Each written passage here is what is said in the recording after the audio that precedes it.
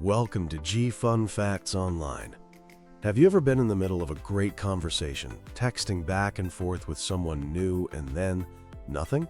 Absolute silence. Days turn into weeks, and you're left staring at your phone, wondering what you did wrong. If this sounds familiar, you've likely been ghosted. Today, we're diving deep into the psychology of this digital disappearing act, exploring why it happens, the damage it causes, and how we can navigate this strange new landscape of online relationships. So, what turns a person into a digital phantom? It's not a new phenomenon. People have been vanishing from each other's lives for centuries. But our online world has made it incredibly easy. For many, it boils down to a deep-seated fear of confrontation. The thought of an awkward, emotional breakup conversation is so daunting that disappearing seems like the simpler option. It's less about malice and more about an inability to handle their own discomfort. Ironically, some ghosters believe they're being kind. They rationalize that a sudden silence is less hurtful than a direct rejection. Others simply feel they lack the words to end things respectfully. Of course, the level of investment matters. In the early days of a connection, ghosting can feel like a low-stakes exit. And sometimes, it's a defensive move against someone who was pushy, disrespectful, or gave off red flags. But what about the person left on red? For the ghostee, the experience is anything but simple. It can be a profoundly painful and confusing ordeal. The sudden, unexplained silence can unleash a flood of negative emotions: sadness, anger, loneliness, and crippling self-doubt.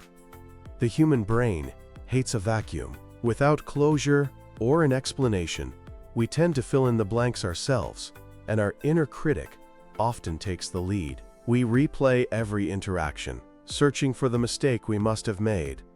Psychologists compare it to the silent treatment, a recognized form of emotional cruelty. It leaves you feeling powerless and invisible.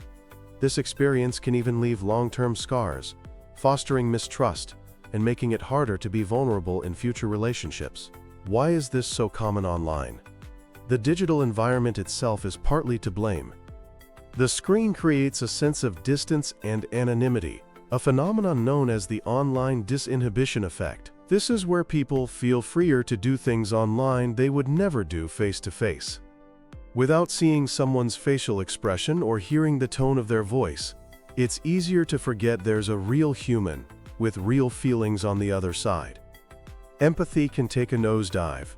Add to this the very design of many apps, which can feel like a conveyor belt of disposable connections. With a seemingly endless stream of potential matches, the perceived cost of dropping one connection feels incredibly low.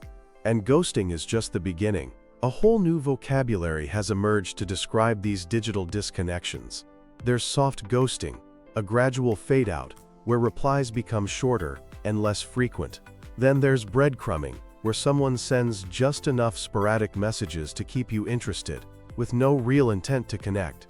And perhaps the strangest of all is orbiting, where someone who ghosted you completely still watches your Instagram stories or likes your posts, silently lurking in your digital space without ever saying a word. So how do we deal with this? If you've been ghosted, the most important thing to remember is that it's almost always about the other person's issues, not your worth. Resist the urge to blame yourself, focus on self-care and talking it out with friends. And if you're ever tempted to ghost someone, take a moment to reflect. While it might seem like the easy way out, it can cause real pain.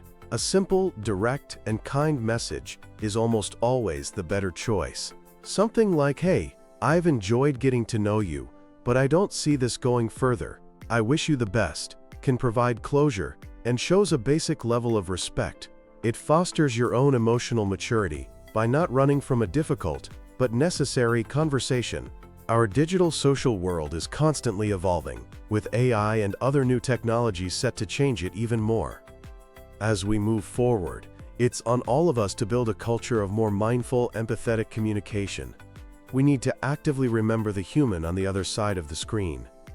Because balancing the incredible convenience of technology with our fundamental need for genuine connection and respect is the only way to weave a stronger, kinder digital social fabric for the future. Thanks for listening to G Fun Facts Online.